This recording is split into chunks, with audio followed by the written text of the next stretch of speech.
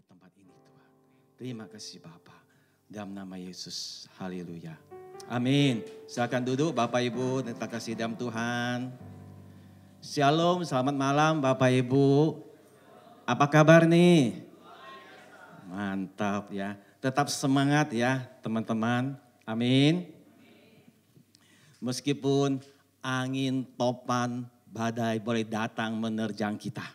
Namun kita tetap berdiri teguh di dalam Tuhan. Amin.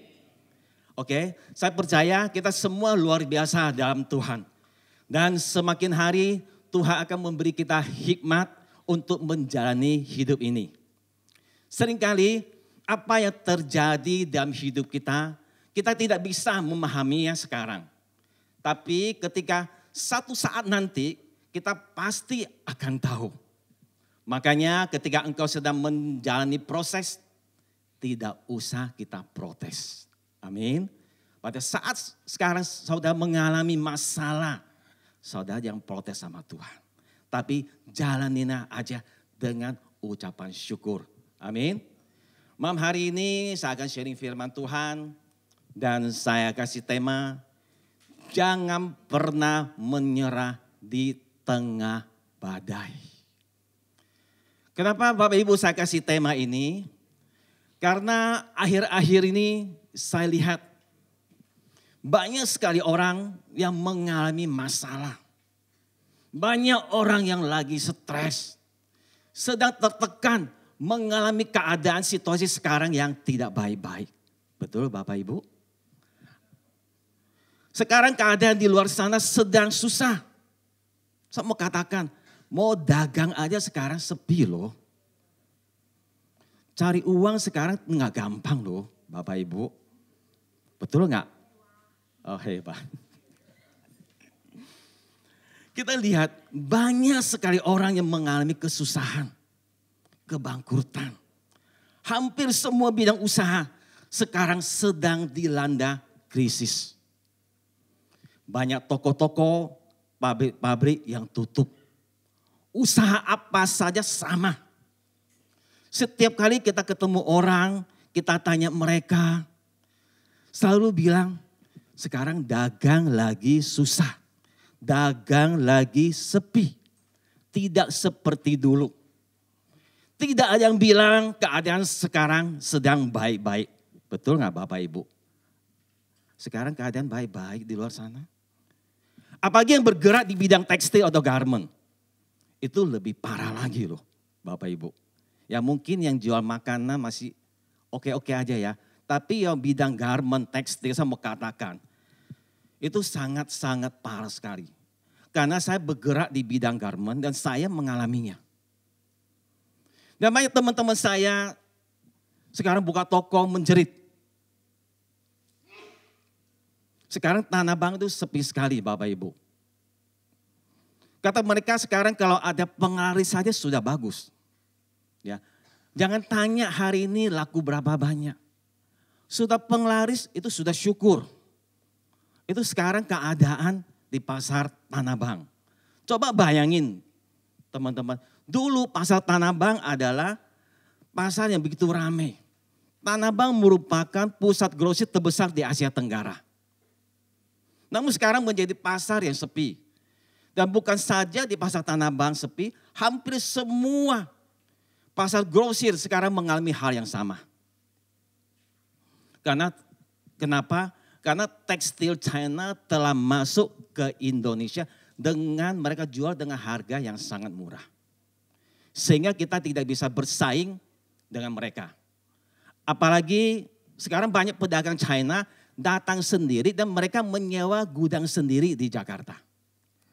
Dan mereka sendiri yang memasarkan produk mereka. Dan mereka tidak pakai loh orang-orang Indo untuk memasarkan produk mereka. Mereka sendiri memakai orang China sendiri. Dan pernah ada orang China datang ke Tanah Abang menawarkan produk mereka. Itu saya lihat sendiri mereka menawarkan barang-barang mereka tuh ke Tanah Abang gitu loh. Saya kaget. Wow. Kita sedang berperang dengan barang-barang China gitu loh. Dan harga mereka tuh jauh lebih murah. Saya mau katakan produk lokal itu jadi nggak bisa bersaing dengan mereka. Itulah kendalanya. Kenapa saya bilang sekarang tekstil itu, garment itu sekarang menjadi sangat-sangat sepi sekali. Ditambah lagi sekarang adanya bisnis online, maka membuat semua usaha offline sekarang menjadi susah. Sehingga membuat hampir semua bidang usaha kena dampaknya. Bukan saja di bidang garment, tapi usaha lain juga kena dampaknya Bapak Ibu. Sekarang seluruh dunia sedang dilanda krisis ekonomi. Bapak Ibu sudah merasakan? Dan saya tahu bahwa setiap kita yang dagang sekarang kebingungan. Keadaan seperti ini ke depan akan seperti apa? Menurut pakar ekonomi berkata bahwa keadaan seperti ini akan berlanjut sampai beberapa tahun ke depan. Dan keadaan seperti ini bukannya semakin baik, tetapi semakin susah. Bapak Ibu. Tapi saya mau katakan, kita sebagai anak-anak Tuhan, kita harus ingat. Kita jangan berhenti berharap kepada Tuhan. Percayalah bahwa Tuhan tidak akan pernah tinggalkan kita. Amin Bapak Ibu. Begitu juga dengan usaha saya. Belakangan ini toko saya di Tanah Abang sangat sepi. Kalau saya hanya berharap penjualan di toko, saya mau katakan saya tidak bisa menutupi gaji karyawan saya. Sampai demikian Bapak Ibu. Tapi saya percaya Tuhan tidak pernah membiarkan saya berjalan sendirian. Kalau dulu Tuhan pernah menolong saya, sekarang pun saya percaya bahwa Tuhan yang sama pasti menolong saya. Saya serahkan semua pergumulan saya kepada Tuhan. Dari dulu Tuhan punya caranya sendiri menolong saya. Sehingga saya masih bisa tetap bertahan sampai hari ini. Dan sekarang Tuhan dengan caranya yang ajaib. Saya mau katakan meskipun toko saya Tanah Abang sepi, tapi Tuhan punya caranya yang ajaib. Dia mengirimkan order kepada saya. Jadi tidak melalui toko. Jadi melalui WA. Itu cara Tuhan bekerja saat ini kepada saya. Meskipun tidak seperti dulu, namun masih bisa mencukupi semua kebutuhan saya. Itu saya bersyukur kepada Tuhan. Ya meskipun keadaan sekarang di Tanah Abang tidak seperti dulu. Ya tapi saya punya Tuhan masih tetap sama. Amin. Dan Tuhan, saya sungguh bersyukur pada Tuhan. Inilah saatnya kita harus sungguh-sungguh mengandalkan kuasa Tuhan di dalam hidup kita. Hari-hari ini memang kita sedang gelisah, sedang kebingungan, dan tidak tahu harus berbuat apa. Tapi firman Tuhan mengatakan, berharaplah kepada Allah, bersyukurlah kepada Dia. Karena Dialah penolong kita. Allah tidak pernah terlelap. Tuhan enggak pernah meninggalkan kita. Teruslah berharap kasih karunia Tuhan di dalam hidup kita. Kita harus punya iman percaya kepada Tuhan. Kita percaya bahwa Tuhan ada. Dan Tuhan menyertai kita. Kalau Anda orang-orang yang percaya kepada Tuhan, tahukah Anda bahwa mujizat itu masih ada sampai hari ini. Setiap orang mengalami pengalaman mujizat yang berbeda dari Tuhan. Malam ini kita percaya mujizat Tuhan masih bekerja bagi setiap kita. Amin. Mujizat Tuhan dalam hidup saya dan saudara pasti berbeda. Kita akan mengalami pengalaman dengan Tuhan. Dan masalah-masalah yang berbeda dalam hidup kita masing-masing. Tantangan hidup saya dan tantangan hidup saudara berbeda. Tapi saya percaya bahwa Tuhan yang sama sanggup mengerjakan mujizatnya untuk saudara dan saya. Seperti dalam perjanjian lama, Tuhan pernah mengerjakan mujizat dalam hidup Nuh, dalam hidup Musa, dalam hidup Abraham. Dan saya percaya Tuhan yang sama sanggup mengerjakan mujizat itu untuk saudara dan saya. Asalkan kita sungguh-sungguh mau datang dan percaya kepada Tuhan malam hari ini. Kita jangan berhenti mengucap syukur. Mari kita terus belajar mengucap syukur dalam segala keadaan. Baik dalam keadaan baik maupun dalam keadaan tidak baik. Jangan pernah berhenti mengucap syukur Bapak Ibu. Meskipun ada doa kita yang belum dijawab oleh Tuhan. Seakan-akan di depan tidak ada jalan. Hendaklah kamu jangan khawatir. Tapi tetaplah mengucap syukur kepada Tuhan. Saya percaya pada saat saudara mengucap syukur kepada Tuhan dengan segenap hati, maka mujizat Tuhan akan dinyatakan dalam hidup saudara. Mari kita lihat di Filipi 4 ayat 6. Tolong tayangkan. Janganlah hendaknya kamu khawatir tentang apapun juga.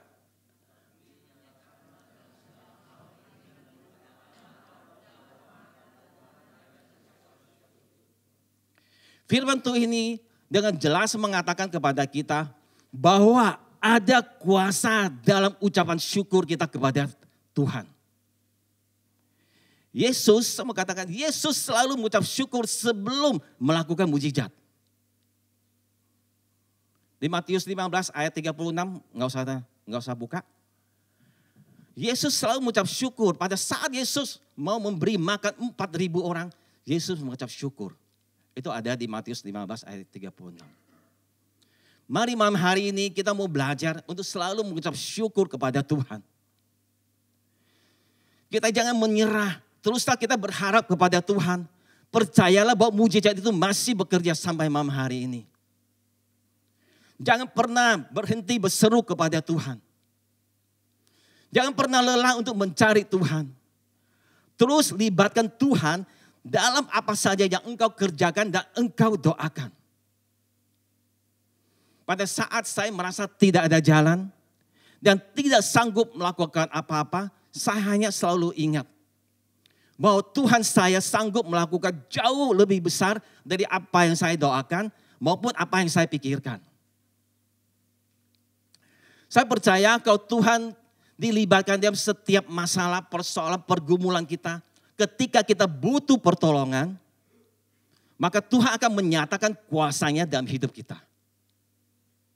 Oleh karena itu, mari kita jangan pernah menyerah dan putus asa. Teruslah berharap kepada Tuhan, terus maju, terus berusaha. Mujizat Tuhan pasti dinyatakan bagi orang-orang yang percaya. Mari mulai sekarang kita bangkit lagi. Bersama dengan Tuhan kita pasti bisa melakukan hal-hal yang jauh lebih besar. Apabila kita sekarang sedang mengalami masalah di dalam usaha kita, atau mengalami sakit penyakit, maupun di dalam rumah tangga kita ada masalah, atau ada pergumulan yang lain, kita jangan takut dan gentar untuk menghadapi semua itu. Kita jangan berputus asa Bapak Ibu. Mari kita bangkit dan berseru kepada Tuhan. Karena di dalam Alkitab juga mencatat bahwa Nabi Musa, Yunus, Gideon, Petrus juga pernah mengalami pergumulan dan ketakutan dalam hidup mereka. Bahkan Yesus sendiri pun pernah mengalami ketakutan sebelum Yesus disalibkan. Mungkin Bapak Ibu pada malam hari ini mengalami masalah goncangan di dalam hidup saudara. Mungkin sekarang Bapak Ibu mengalami seakan-akan di depan tidak ada jalan. Merasa takut, nggak tahu apa yang harus kita lakukan pada saat ini. Dan saya percaya pada saat saudara serahkan kepada Tuhan, maka saudara akan dibukakan pintu-pintu. Saya mengajak kita baca firman Tuhan, Matius 26 ayat 36 sampai 38. Tolong tanyakan. Mari kita baca sama-sama. 2, 3.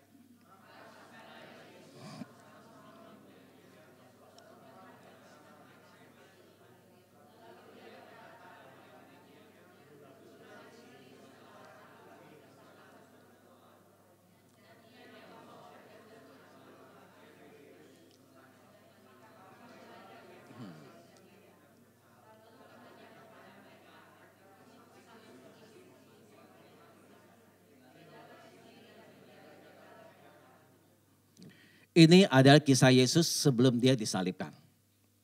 Yesus pergi berdoa kepada Bapa di surga. Pada saat itu Yesus merasa takut dan gentar. Ternyata Yesus juga bisa merasa takut dan gentar, Bapak Ibu. Memang takut adalah sikap yang tidak salah. Itu adalah sikap normal kita sebagai manusia pada saat kita menghadapi masalah, maka pasti akan timbul rasa takut. Akan tetapi, Bapak Ibu dengar baik-baik, ya, kita sebagai manusia, kalau kita ada masalah, kalau kita merasa takut dan gentar, itu adalah hal yang normal karena kita sebagai manusia. Dengar baik-baik, akan tetapi jika ketakutan itu membawa kita untuk tidak mempercayai Tuhan, dengar baik-baik, akan tetapi jika ketakutan itu membawa kita untuk tidak mempercayai Tuhan, disitulah takut menjadi salah. Pada saat kita merasa takut dan khawatir, kita harus tetap berpegang teguh pada firman Tuhan. Kita tahu sekarang, waktu Yesus berada di Taman Getsemani, Yesus juga sebagai seorang manusia biasa seperti kita, sekalipun dia juga 100% Tuhan, ternyata Yesus juga bisa merasakan kesedihan dan ketakutan yang luar biasa. Dalam hidup kita ini sering kita mendengar begitu banyak orang mengalami ketakutan, kesedihan, kesusahan, tekanan, kekhawatiran, kecemasan, penderitaan, maupun pergumulan di dalam hidup mereka. Saat ini di luar sana banyak orang merasa tekanan yang begitu berat sekali yang dihadapinya. Ada yang merasa putus asa, depresi, stres. Bahkan ada yang merasa sudah tidak ada jalan lagi. Dan masih banyak lagi teman-teman. Kita melihat situasi keadaan sekarang ini di luar sana sungguh menakutkan. Terutama kita yang berdagang, yang kita bisnis. Saya mau katakan, pada saat kita bertemu dengan orang, tidak ada seorang pun yang berkata bahwa sekarang ini baik-baik saja. Dan saya mengalaminya itu. Begitu saya ketemu orang, saya tanya bagaimana keadaannya. Dia bilang, sepi, susah. Dan tadi sore, saya bertemu dengan sales bahan dari salah satu pabrik. Dia bilang, dia bilang sekarang banyak orang macet pembayarannya. Dia bilang iya kok. Dia bilang, aduh pusing, dia bilang. Dia sebagai sales, dia pun pusing katanya. Dia bilang banyak toko-toko, banyak orang-orang yang mengalami kemacetan. Nggak bisa bayar. Itu coba bayangin Bapak Ibu. Dalam situasi sekarang ini, bahwa di luar sana sungguh menakutkan. Bahwa sekarang ini kita harus benar-benar berpegang teguh kepada Tuhan. Dan mungkin malam hari ini apabila kita ada yang mengalami hal yang sama seperti itu, mari kita serahkan kepada Tuhan. Karena dalam hidup ini kita mencatat bahwa kesusahan sehari cukup untuk sehari. Setiap hari pasti ada kesusahan yang kita alami. Selama kita masih bernafas, pasti ada yang namanya masalah di dalam hidup ini. Kecuali kita sudah kembali ke rumah Bapa kita di surga, baru selesai semuanya. Kalau bahasa keknya, kalau masih kiok jikung hiong song tian. Itu artinya kita sudah kembali ke rumah Bapa di surga. Tetapi sekarang kita mau belajar. Setiap masalah yang kita alami itu, kita ambil sisi positifnya buat kita. Kita jangan melihat di sisi negatifnya, tapi kita belajar dari sisi positifnya Bapak Ibu malam hari ini. Saya belajar sesuatu saat saya mengalami tekanan, masalah dan proses di dalam hidup saya. Pada saat saya mengalami masalah dalam hidup saya belajar menjadi tidak mengandalkan kekuatan saya dan kepintaran saya. Karena saya tahu Tuhan itu berdaulat atas hidup saya. Kalau sekarang saya mengalami masalah, saya selalu percaya bahwa Tuhan pasti menolong saya. Nah, saya percaya di balik dari pencobaan yang saya hadapi, selalu ada rencana Tuhan yang indah buat saya. Oleh karena itu, saya mau katakan bagi Bapak Ibu, marilah kita belajar. Kalau kita mengalami masalah, proses di dalam hidup kita, kita lihat di sisi positifnya. Saya mau bersaksi sedikit. Pada akhir tahun 2007, saya bertobat. Saya memulai usaha saya. Pada saat itu usaha saya diberkati Tuhan luar biasa. Sampai tahun 2010. Jadi kurang lebih hampir 3 tahunan. Usaha saya diberkati Tuhan luar biasa. Tapi apa yang terjadi Bapak Ibu? Pada tahun 2010 di situ, di titik situ, Tuhan mengambil semua berkat yang sudah Tuhan berikan kepada saya. Tiba-tiba aja usaha saya itu tahu-tahu berhenti. Saya juga gak tahu kenapa. Padahal saat itu hidup saya sungguh-sungguh melayani Tuhan loh. Hidup saya tidak aneh-aneh, tidak macam-macam. Tapi Tuhan mengambil semua berkat yang Tuhan sudah berikan kepada saya pada saat itu. Tuhan memberkati saya dari tahun 2007 sampai 2010.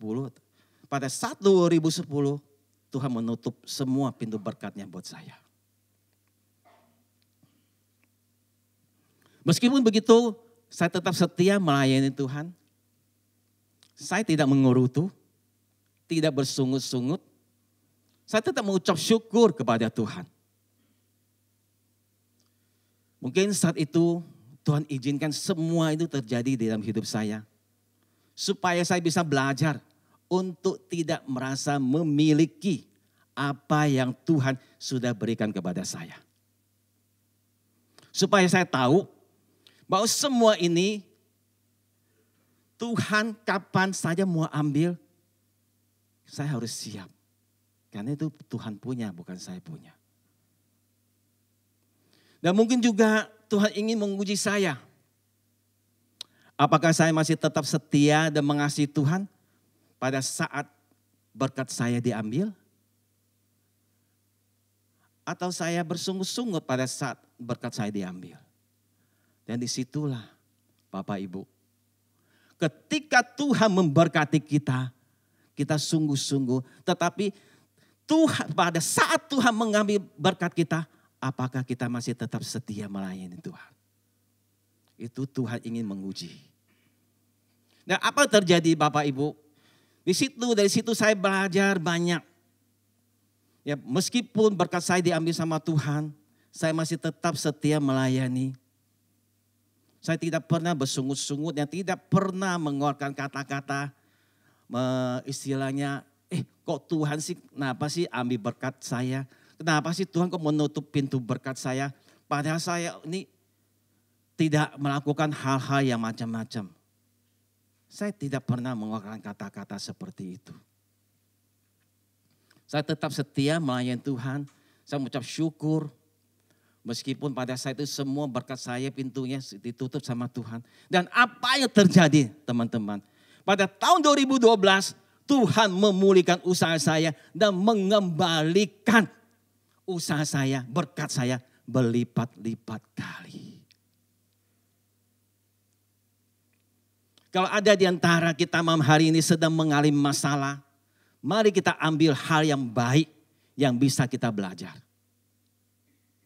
Saya belajar banyak setelah saya mengalami masalah dalam hidup saya, Bapak Ibu. Gara-gara mengalami masalah, rohani saya semakin dewasa. Gara-gara mengalami masalah, saya jadi dekat sama Tuhan. Gara-gara mengalami masalah, saya jadi mengandalkan Tuhan. Tidak mengandalkan kekuatan saya. Gara-gara mengalami masalah, saya bisa melihat kuasa Tuhan itu bekerja di dalam hidup saya. Dulu mungkin kita tidak menghargai semua kasih karunia dan semua yang Tuhan berikan kepada kita. Tetapi setelah kita mengalami masalah, kita menjadi pribadi yang lebih taat dan takut kepada Tuhan. Dulu mungkin kita lebih mementingkan urusan pribadi kita. Tapi gara-gara ada masalah kita menjadi semakin dekat dan takut sama Tuhan. Ketika kita mengalami masalah, kita menjadi pribadi yang rendah hati. Mungkin dulu kita sombong, tinggi hati. Tuhan bisa kita buat kita jadi rendah hati. Mungkin dulunya kita nggak peduli dan jauh dari Tuhan. Tetapi gara-gara kita mengalami tekanan, kita jadi dekat dengan Tuhan. Mungkin hari ini kita tidak menderita seperti Yesus yang disalib dan dicambuk. Tapi mungkin kita menderita karena kita mengalami sakit penyakit.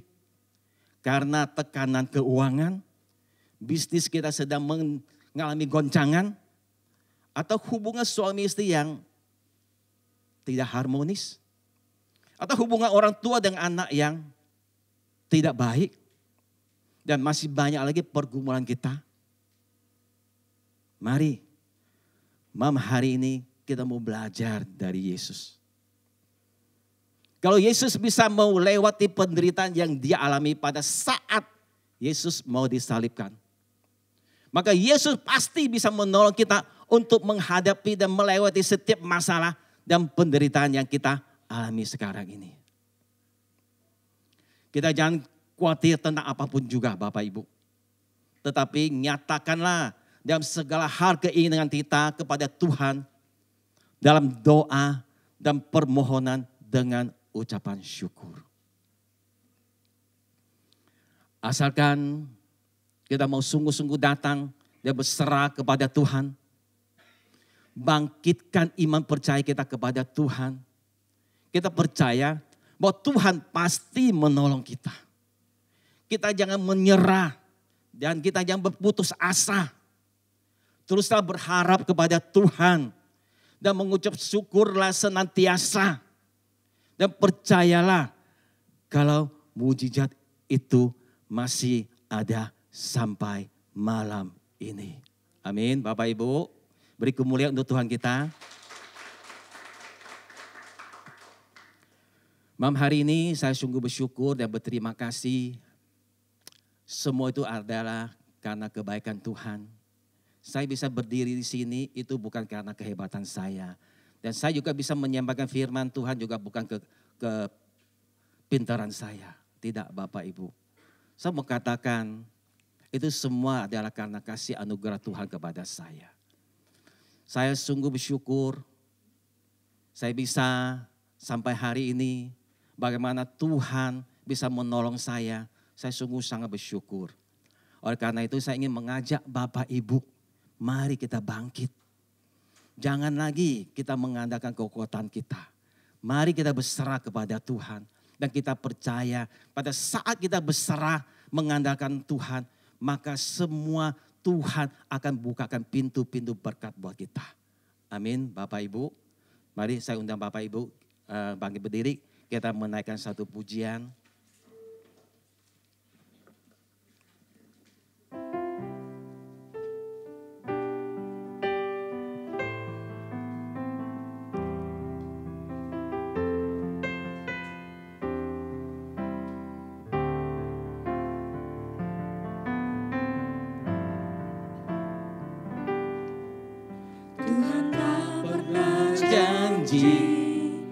Langit selalu biru, tetapi Dia berjanji selalu menyertai.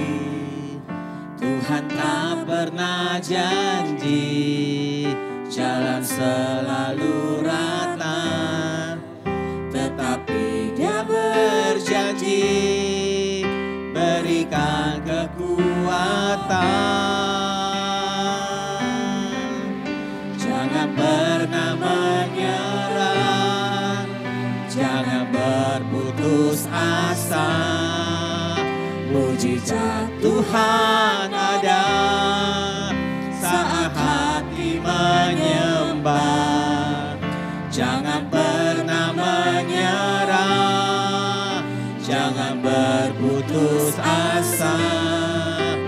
Mujizat Tuhan ada bagi yang setia dan percaya.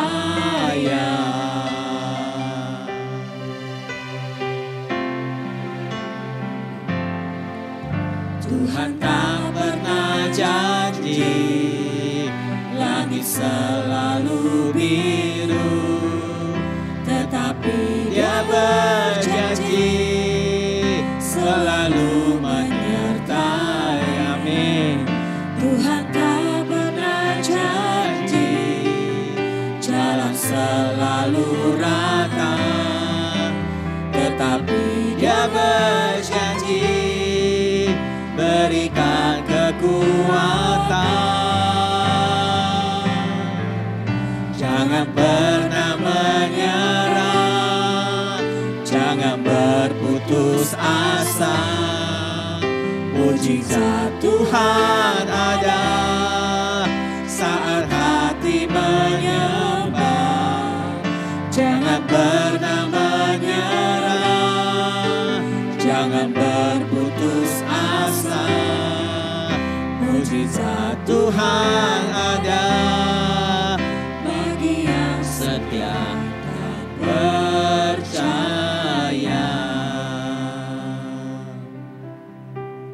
Selama kita masih hidup dan bernapas,